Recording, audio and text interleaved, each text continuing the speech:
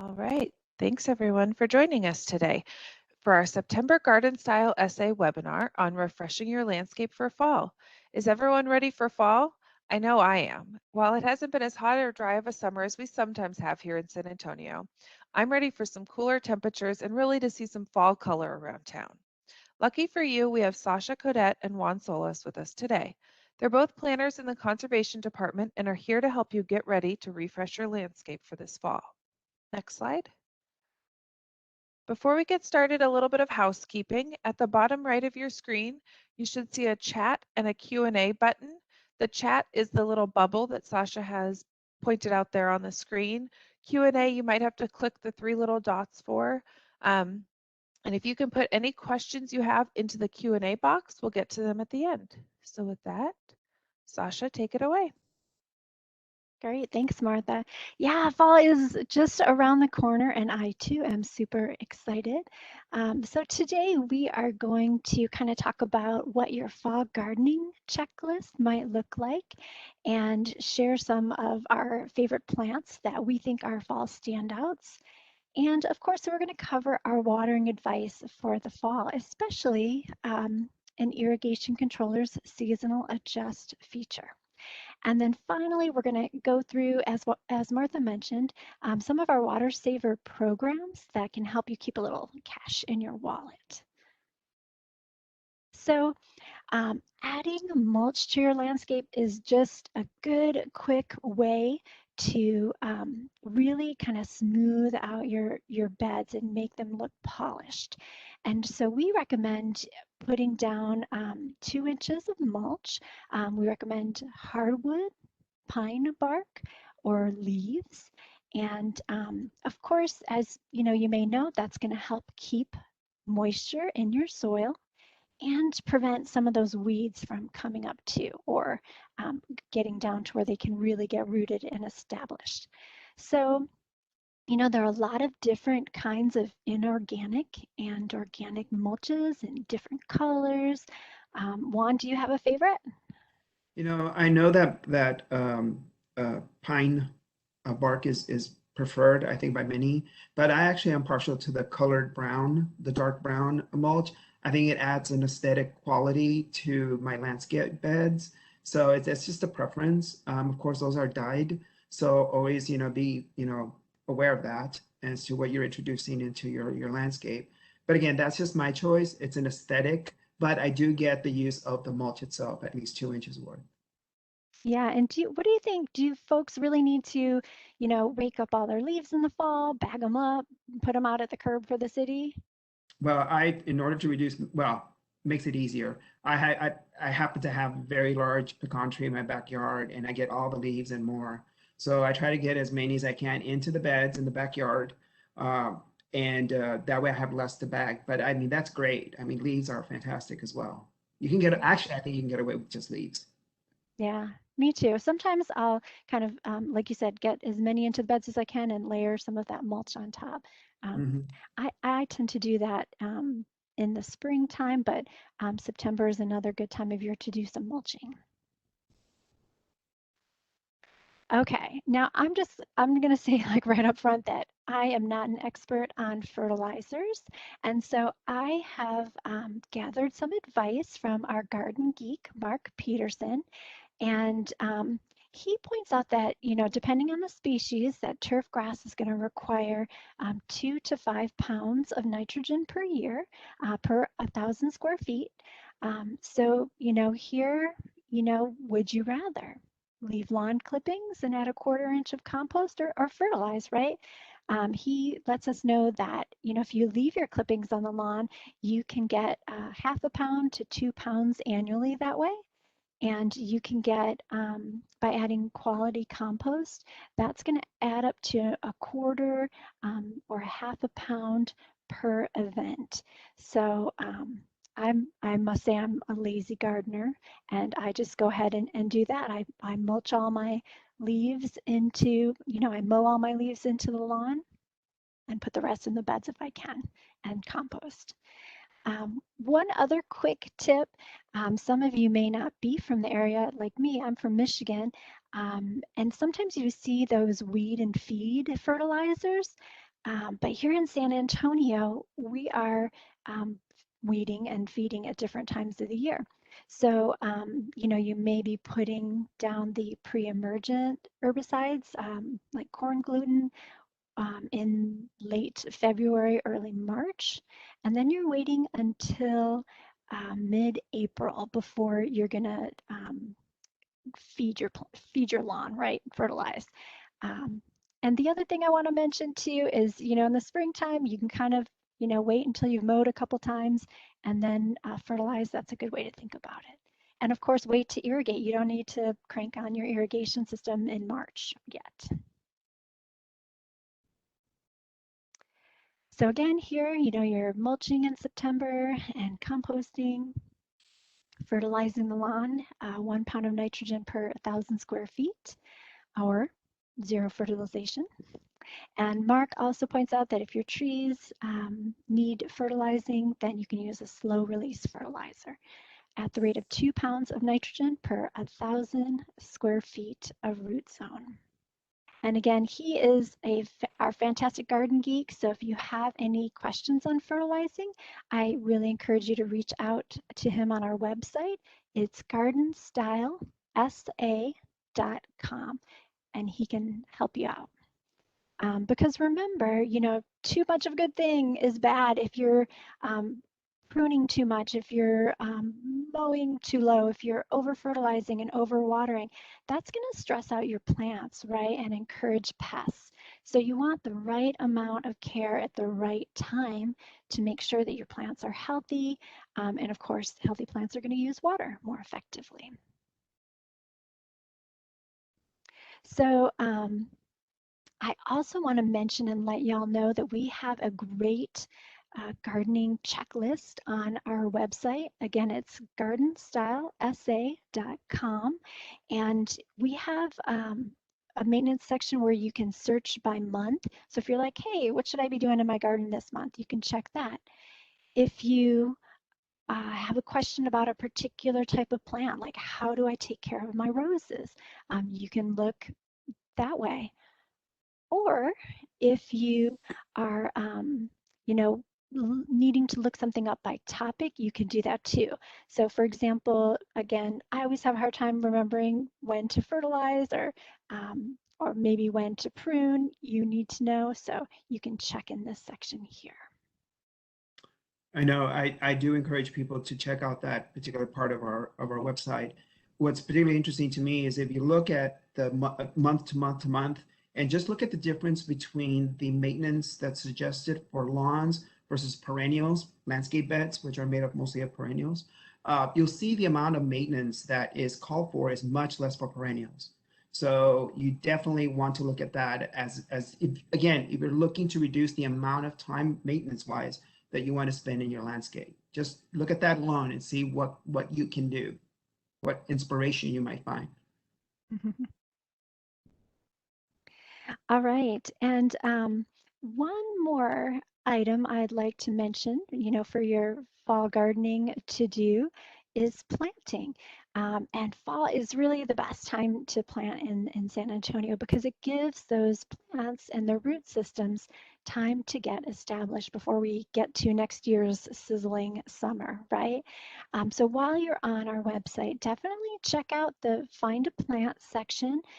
You can search through hundreds of water-saving plants and we have filters so you can look by plant type. Maybe you're wanting a perennial or a small tree or wildflowers. You can search by whether it's a native plant or deer resistant or the time of year it blooms. If you're looking for something that you need to fill out your landscape in fall, definitely check on here. And finally, you can even look by bloom color. If you're like, I would like more yellow plants, you can search that way too. So now I think we've got time. We're going to do some water saver plant reviews for you. So I have selected 3 of my favorite fall plants here. And I just love them. They're, bright, colorful. They attract pollinators. So I'm a big fan. But Juan, what's your take on some of these? Well, of course, fall aster is beautiful. It is one of my favorites, but I am partial to the salvias just because there's so much variety in the different colors and that you get when the blooms. And what's great about them as well is that, yes, this one in particular, the autumn salvia is for sun, but they do have some shade options. So that's what I like about salvias myself. So, but I know that you're kind of partial to goldenrod, which is I'm not that familiar with goldenrod, if I'm honest. But you are a big fan of it.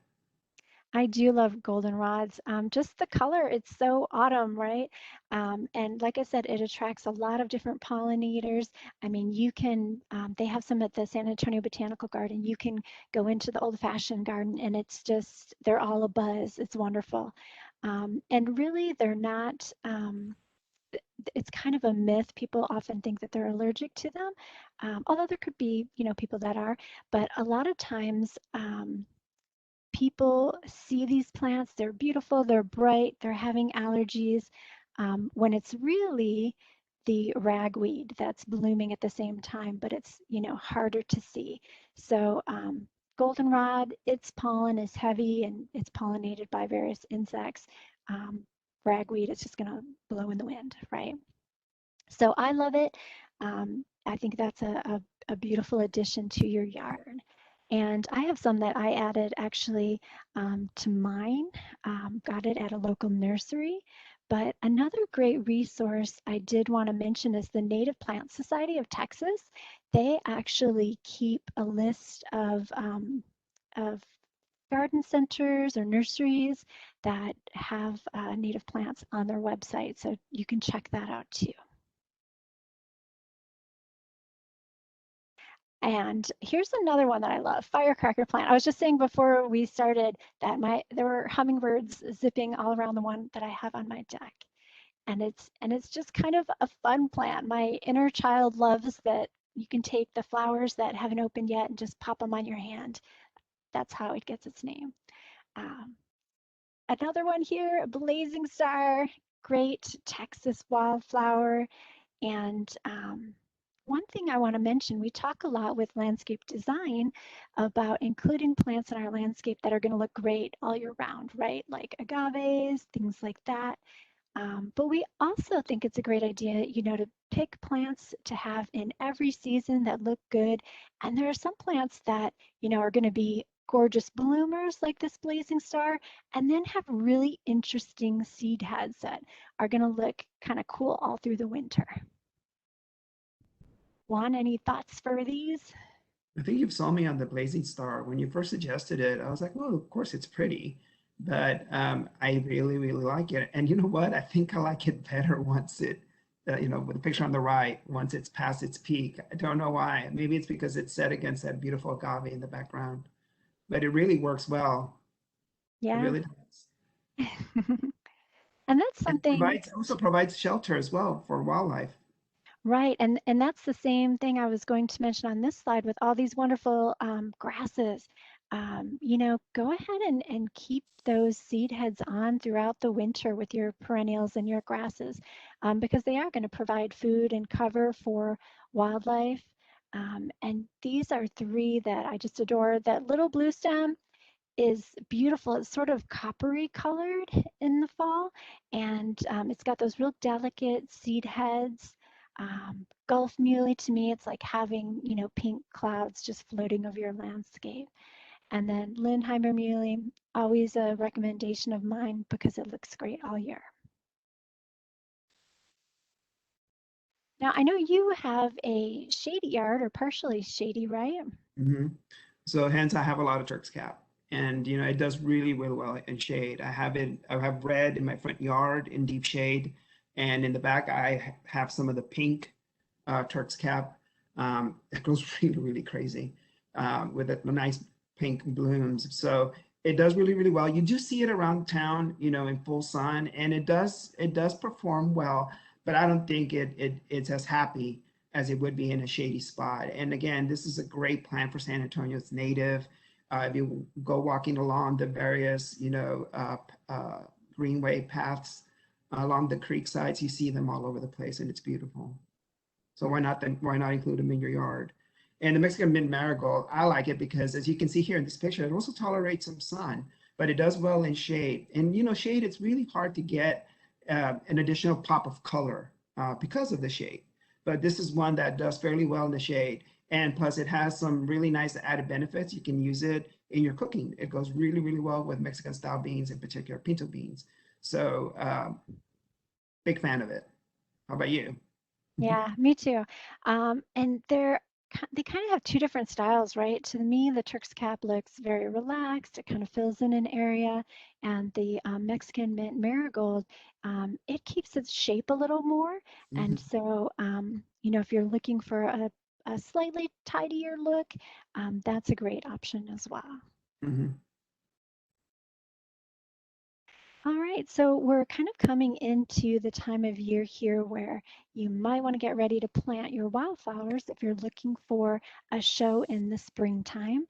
And so, yeah, so if you have kind of a sunny area that is well drained, that's going to be good for wildflowers, unless you're doing wildflowers particularly for shade, I will say that. But yeah, so you can, if you have an area with grasses, you can scalp that lawn and then rake up those clippings, or you can prepare an area that basically the seeds need to have contact with the soil.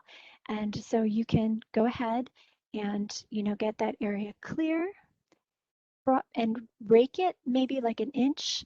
That'll help with getting better seed to soil contact. And then broadcast those seeds, step on them, just kind of press them into the soil a little bit. They don't want to be in too deep. And then you're going to water them in lightly and just kind of water them every 3 to 5 days for the next 3 weeks. And that's going to be hopefully a great way to have one of those beautiful spring shows that we see here. The other one to mention that's going to be coming up soon is going to be tree planting time, which starts kind of mid-November and then goes through March here in San Antonio. And native and well-adapted trees are going to be your best bets. So the other thing, if you are planting native or well-adapted plants, they're going to use a lot less water than others, right? And so, or a lawn. And so here in this area, we have usually a lot of rain in the springtime, a lot of rain in the fall, and then not as much the rest of the year. So we can kind of mimic that pattern of watering, right? Although this year it would look different, right, Juan? Yeah, we were very lucky. And I know we just went back into restrictions yesterday, but we were in restrictions back in May. And with enough rains, we came out and we were able to stave off really impressively until yesterday. So we got some rains here and there. So that normal dip that you see there in July and August this year is not going to be quite as pronounced. I think, again, we went into restrictions, but we were able to benefit from rains this summer. So it's not too bad, not too bad. And the other thing that we need to remember is that sometimes we also need to allow our plants to go dry a little. What that does, it encourages root growth and resiliency. So you want your plant, all the roots, your grass and your landscape bed plants, to allow them to develop their roots. And they do that in drier soil, I think, because they're looking for that deeper moisture. So just something to keep in mind as well. Great. All right. So again, yeah, we think that with watering with the season, you can save a lot of water. And in fall, we're going to start reducing our water use quite a bit. We actually did an analysis and we found that you can save up to 30% of your annual water use by using the seasonal adjust feature on your irrigation controller. Um, so here we have our basic irrigation schedule. You can see our recommendations for how long to run your sprinklers and the seasonal adjust percentage that you should set. So you'll set it for 100% in the summer months and then dial it down in the shoulder months and turn it off in winter, right? Um, We have this available on our gardenstylesa.com website in the watering section if you need a reminder. Plus, we'll have this webinar recorded and up on our website in a few days here. So again, the seasonal adjust feature is great because it's one button that is going to change all of the zones run times at once. So you don't have to go through and change them one by one. You can adjust it down to say 80%. And if you had it set to run 20 minutes, it's going to be now running 16 minutes. So it's a quick, easy way to do that. Save a lot of water. And we do have videos on how to do it on Garden Style as well. Now, some of you that do have an irrigation controller may not have that feature. Most controllers do, and I think it's more common with the newer models. But for those of you that have older, may not have that feature. Remember, all you have to do then is just turn it off and only run it when you truly need it. And now that we're in restrictions, remember what your watering day is so that you don't water outside of that. And remember the watering windows as well. Again, all this information is on our website. And I'm pretty sure now that we're in restrictions, it's probably on our main page as well. Yes, that's correct. And I think a lot of folks actually are surprised by how much water their sprinklers use. You know, if you turn your sprinklers on and run them once a week, that can double your water bill. Twice a week can triple your water bill, and so on. So yeah, so definitely it's something to keep an eye on. Check those settings. Make sure you're all set for, like Juan said, once a week with our watering rules right now, stage 1. And while you're on our website too, I really want to encourage y'all to sign up for our weekly newsletter that gets delivered to your email inbox. And it's got, you know, timely articles. So, you know, you'll get information on, you know, when to cut back your perennials and when to prune and things like that. You'll find our current watering advice. We have, again, that wonderful plant database. We'll share any upcoming community events. And then, of course, if we're launching any programs or rebates, you'll be one of the first to know. So definitely sign up when you're on there. All right, so as you noticed right before we got started, this was the slide that was promoting our Water Saver Landscape and Patioscape coupons. And indeed, the application is open now. So just to give you a little bit more on this program, and quite frankly, so, you know, this can help you, you know, reduce the amount of maintenance that you do in the long run, in the future, because, you know, the more lawn you have, the more maintenance it requires. So, you know, with a $100 landscape coupon, for example, you can use that coupon to purchase 15 of the approved plants on the list at a participating vendor. With the Patioscape coupon, you can use the $100 coupon or the $200 coupon if you have an irrigation system to purchase the flagstone, stepping stone, or pavers. And you know, it does give you a nice discount on a product that's not typically discounted. Again, the application is available now. It is open through October 15th.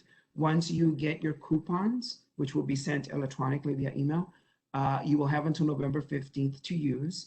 I would strongly suggest that you do not wait until November 15th to use, because the inventory in nurseries start dwindling as they get closer and deeper into the fall.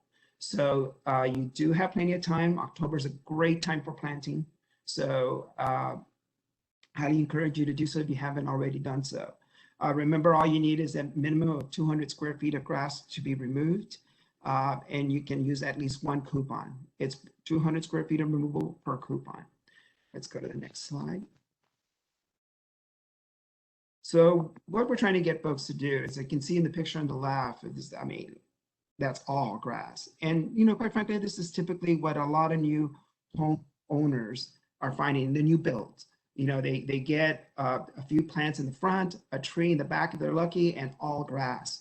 And basically, you know, what you have is a lot of watering to do and a lot of maintenance to do. Again, look at the maintenance schedule that we have on our website and just compare the lawns versus just about anything else and the amount of maintenance it requires.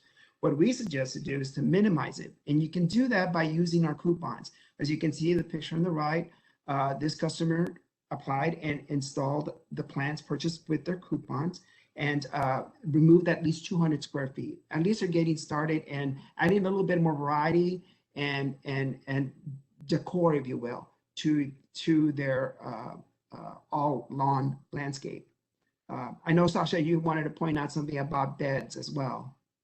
Yeah, I think, something that I learned in gardening is that it's really a good idea to make sure that you have edging around any new beds that you put in because that's going to really help keep the grass out.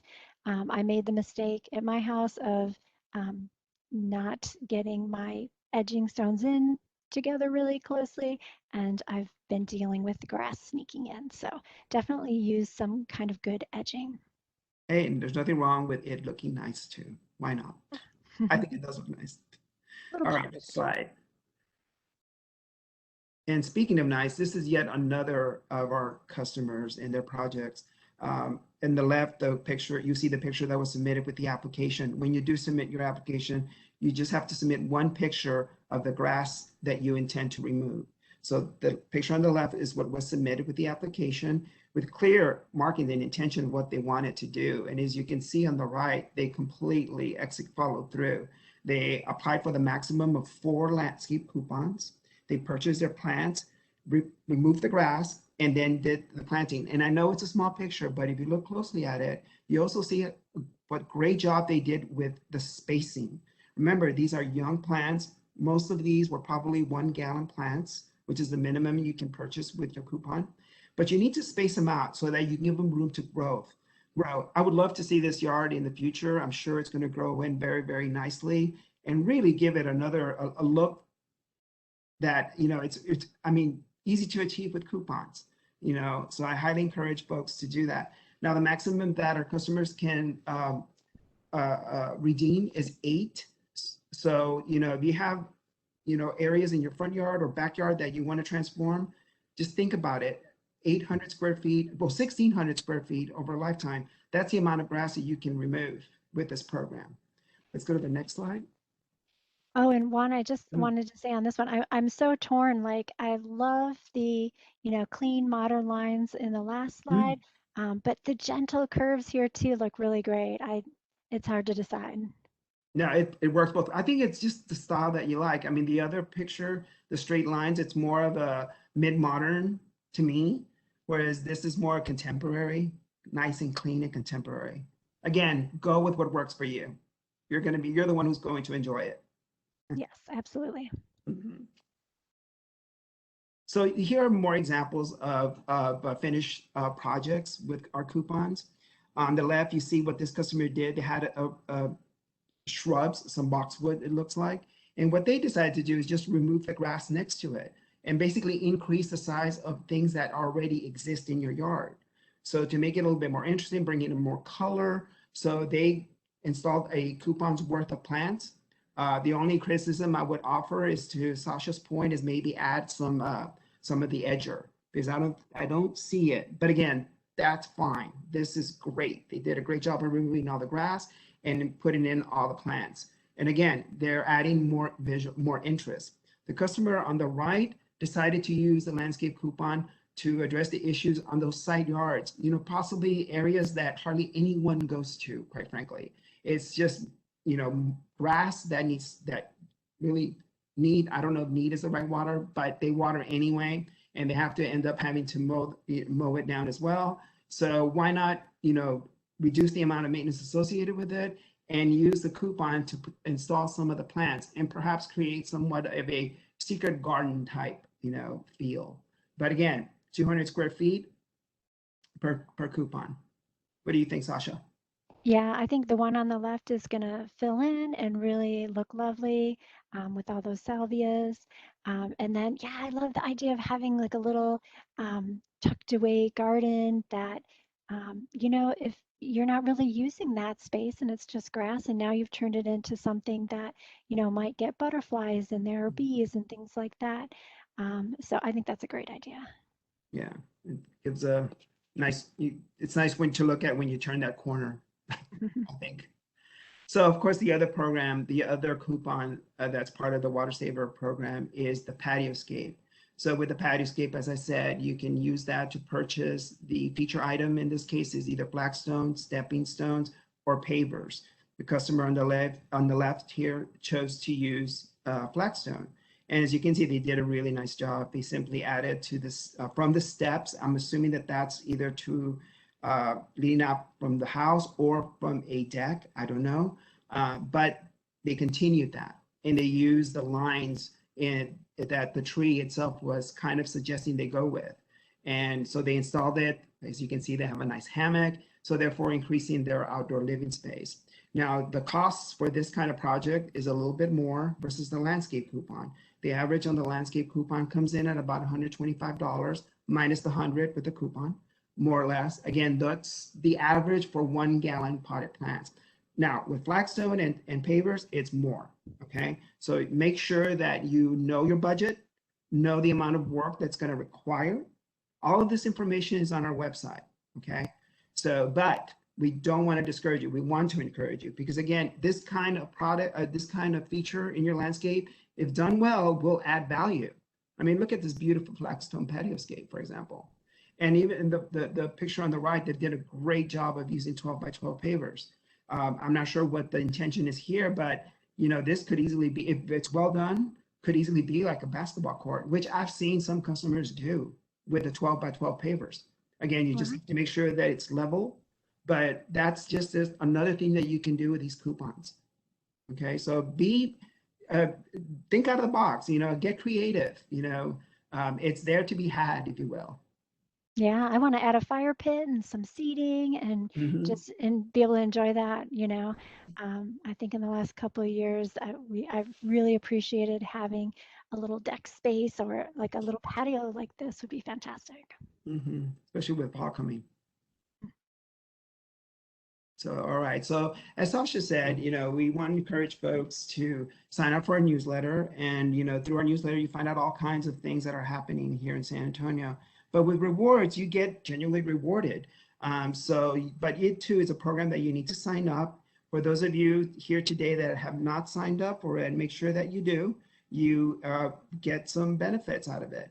All you have to do is attend workshops like this, and some are like today online, others are in person now that things are beginning to relax a little bit more, fingers crossed. But if you go on our calendar, you will see that there's a lot of events and workshops to attend.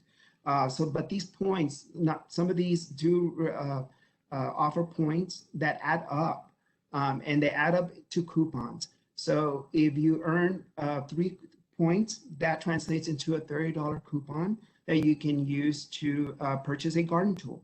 If, for example, you don't have pruning shears or to address those issues with your overgrown shrubs, you know, you can use the coupon to go purchase that. You keep adding points. 5 points turns into a $50. 2 more points for a total of 5 adds up to a $50 coupon. That you can use for mulch, which you need at least twice a year to do. Or you can use it for compost, which you can use on your lawn as well. And then if you earn 2 more points for a total of 7, we automatically send you a $70 coupon. That $70 coupon can be used for a variety of things. Again, it's just a question of what you need at the time. The only thing you cannot purchase are fertilizers or pesticides, things of that nature. But pretty much it's pretty open as to where you can find at participating vendors. And, you know, like, for example, today you can earn a point. And for those trying to earn a point, they must, complete the quiz. And Sasha's going to tell us more about our rewards code for this workshop. Yes, so your code for today's webinar, write it down, is Fall Aster, my favorite plant. So yeah, we have it set up after the webinar ends. There should be a link that will take you directly to that Survey Monkey to answer a few questions about today's program and to enter that rewards code of Fall Aster. If for some reason you don't see that, you can always find the link to the survey on our gardenstyleessay.com events calendar. here in the event listing. So definitely take note, that is fall aster. All right. So we're really glad that y'all joined us today. Here is our contact information if you have any questions. And again, you can always reach out to our Garden Geek on our website. But we do have time for some questions. So I think, Martha, have you had a chance to look? Do we have any questions come in? Yeah, we're getting lots. So thanks, Sasha and Juan. Lots of great information here. I know my favorite plants of the fall when I'm driving around are the muley grasses, and if I had more sun, my yard would be full of them. But I have all shades, so I'm like Juan with the Turks Cap. Before I forget, I just posted the link to the chat to the quiz in the chat box, so you should see it there. But like Sasha mentioned, it's always also on gardenstylesanantonio.com on the events calendar. So let's jump in on the questions. Sasha, you mentioned early on a website. We had a couple of questions of what the website was. I think it was the Native Plant Society of Texas. Did I get that Yes, right? that's correct. So they keep a list of native plant nurseries and garden centers where you can find some different plants that may not be available at your local garden center. But I actually find that a lot of our garden centers have some of these more unusual native plants, or they have a lot of native plants, or they're sometimes willing to get them for you, right? And it doesn't hurt if you call and ask for the plant that you're interested in. And if they don't have it, they might be able to order it. But at least, they know there's interest out there for native plants. Great. And Juan, can you explain a little bit about rewards points? Do they expire at the end of the year? How So does that kind of roll over? So for example, if today, with today's workshop, you have earned your third point, you'll be sent a $30 coupon. So upon it being issued, and Donna does a great job of keeping up with that. But once she has the time to fully process all those that have attended, she'll send out the coupon. As of that date, you'll have 90 days to use because they expire in 90 days upon issuing. So make sure that once you get it, don't forget about it, okay? Because you only have 90 days upon it being issued. At the end of the year, everything reverts back to zero, and you automatically can start accumulating points at the beginning of the year. Great. And we're getting lots of questions about planning of your space. One that's a little bit more specific is I'm planning on a 5-foot by 80-foot garden along the back fence. Should I plant now or wait a bit? I think you can start prepping, actually. Remember, you need to think in terms of stages. And I mean, some people like to get everything done in one day during the weekend, those weekend warriors. But in this case, it's still warm. Put it mildly. But you can start, for example, if you have the grass that needs to be, you need to kill it. Right now, start doing it now, smothering it, if you will. We do have a lot of information about how to do that on our website, so I encourage you to do that. But think of it in stages. This weekend I'm going to get this accomplished. If first of all, apply for the coupons. That you can get anytime because they're good until November 15th. But with your coupons in hand, you can start looking around for your plants that you want. You can start, planning what is going to work. Make sure if you have a shady or versus sun area. Okay, you need at least, if it's less than 6 hours of sun, you're going to want something that tolerates more shade. I think 6 hours is the rule, right, Sasha? Yeah, that sounds right. Yeah. So plan, think of it in stages, things that you can get accomplished weekend to weekend. Yeah, and again, I always think October is the ideal month, right? But again, you can be planting your wildflowers, your perennials. You're going to plant trees over the winter and shrubs. And then if you are planting something like palms or succulents, though, wait until May. Yeah. Sasha, you just said trees about planting trees. So should they plant trees in October? Like what's kind of the ideal time and what do they do if they're going to plant it now? Is there something special they should do to try to help keep it alive? I really recommend waiting until a little bit later. Like I said, maybe wait till the beginning of November to try to get those trees in the ground. Um, it's pretty hot right now. And then we have on our website actually a great page on establishing your plants that lets you know how to water to establish them. So like with trees, you're going to water 3 times a week for I think like the first 3 weeks. And then it goes down to like twice a week. So definitely check out the watering section and the Gardening 101 section on our webpage because that's got some great advice. But again, I would wait till a little bit later until it's cooler to do the trees. Okay, great. And then kind of still on the planning and what to do now topic, people are asking kind of specifically about Patioscape. How do they plan out how many pavers, let's say, they need for 200 square feet? And for new gardeners, where should they kind of begin? I think this is a pretty broad question. I'm going to also say we have a lot of webinars on our website, so on gardenstylesa.com. So if you're new to gardening, I feel you. I'm there too. Juan and Sasha are much more experts than I am, but check out our website, check out our webinars. We have beginner gardener webinars and how to kind of plan out your space. But Juan, do you have any specific tips on what to do?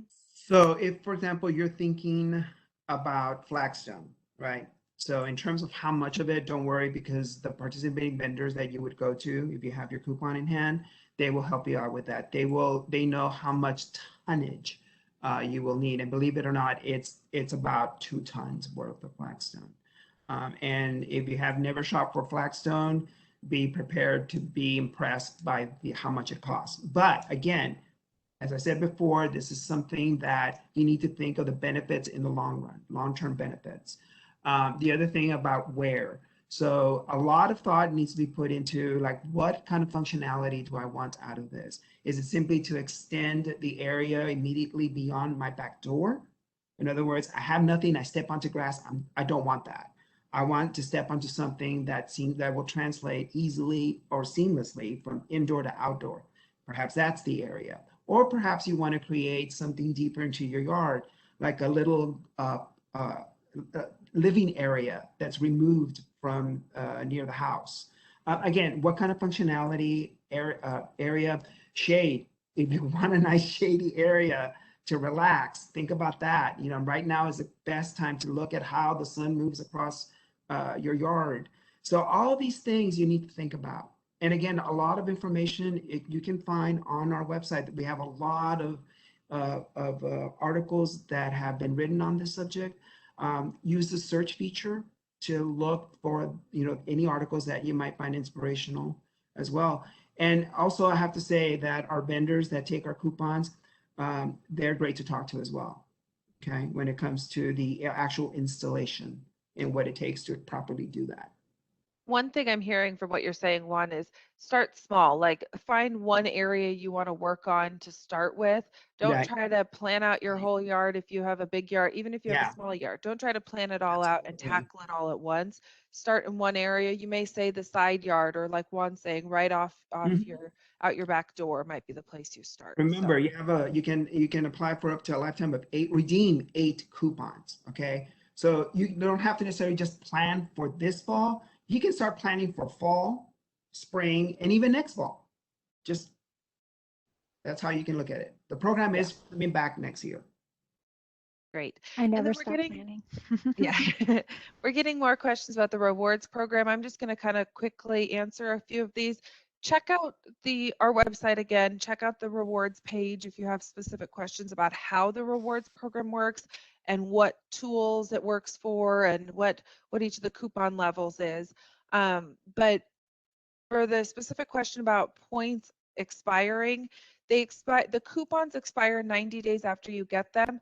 Your points expire, quote unquote expire. They don't roll over from one year to the next. So you start the year over again. And so if you have 3 points right now, you'll like if today you get your third point, you'll get your coupon from us in the coming days as soon as we get everything processed.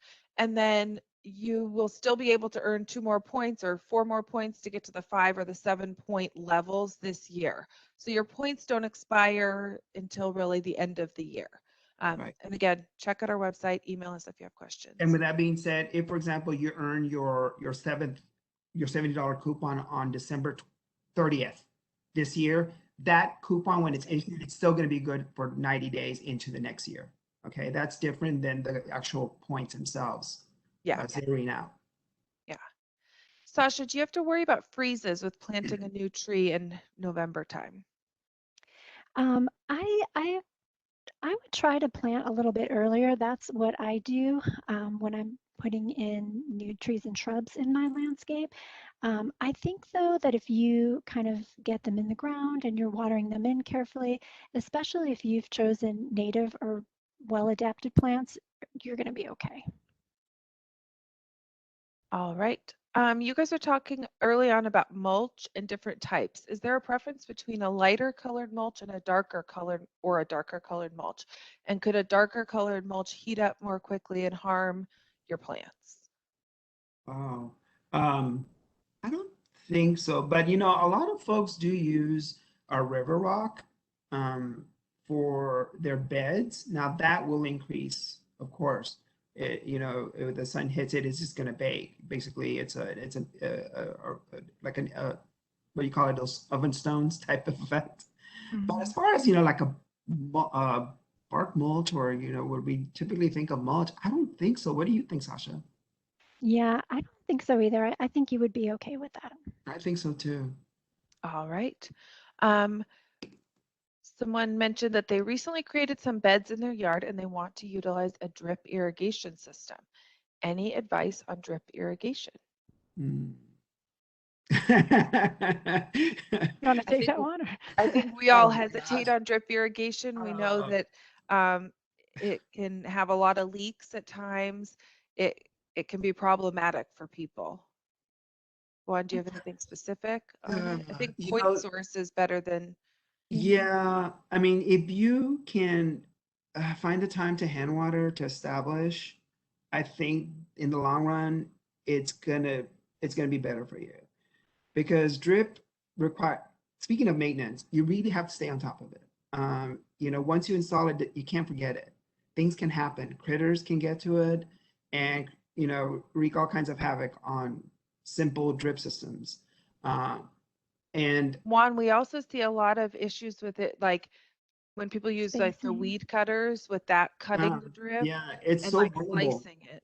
Yeah. So again, if you are very fastidious, you know, you're constantly checking things and whatnot, maybe that'll work. But honestly, I don't think it's worth the cost up front for something that you need for a few weeks to establish. And then, you know, the plants, at least the ones that come in that you can get with the coupon, once established, really don't need that much watering. Really, honestly. Maybe once in the summer, maybe once or twice a month, if that much. In the summer, once established.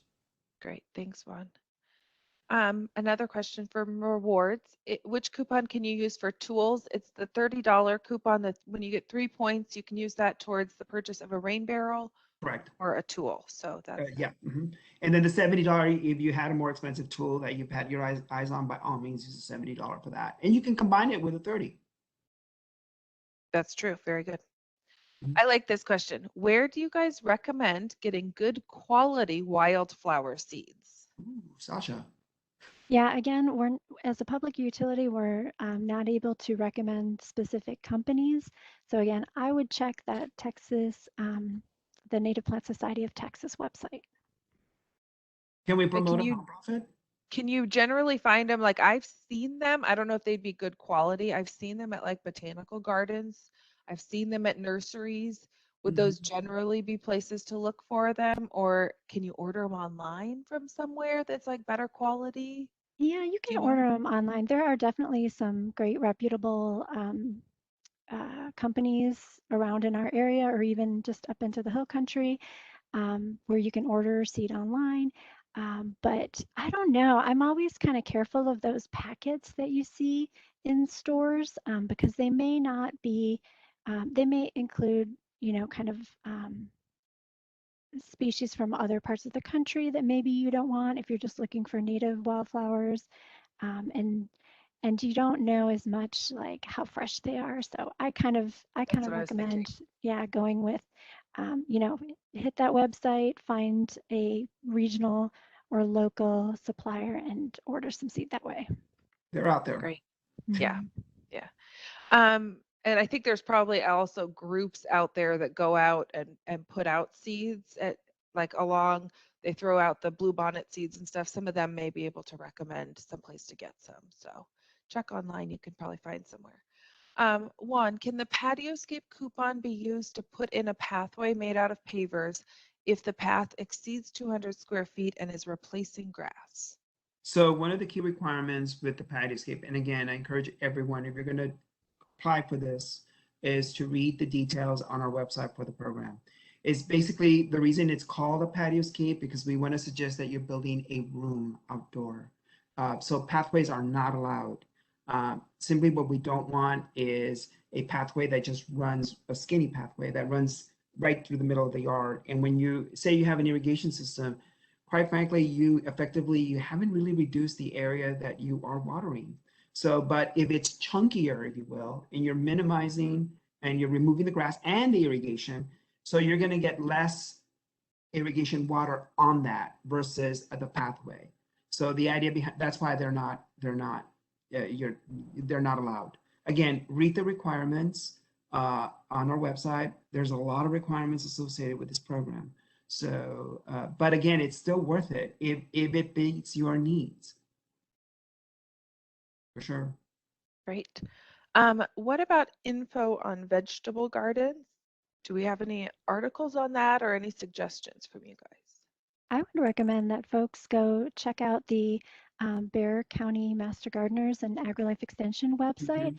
They have tons of great information on vegetable gardening, what to plant when, and really we're kind of in that beginning vegetable planting season right now.